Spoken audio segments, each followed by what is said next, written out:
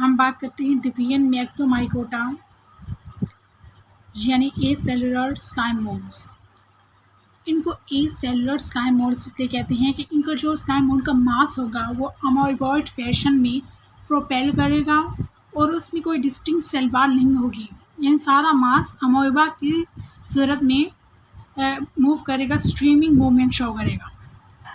Under appropriate condition the plasmodial slime mould यानी acellular slime mould propelled in an amoeboid fashion, amoeba की तरह, over moist rotten leaves and other organic matter, यानी गले सड़े पत्तों पर, नमी वाली जगह पर दूसरे ऑर्गेनिक मैटर पर मूव करेगा, स्ट्रीम करेगा, उन्हें खाएगा और आगे मूव करेगा।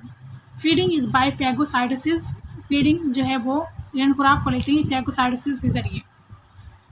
The stream mass lacks the cell walls, it is called plasmodium. जो स्ट्रीम मास है उसमें कोई सेल वॉल नहीं है और इसका हम प्लाज्मोडियम बोलते हैं।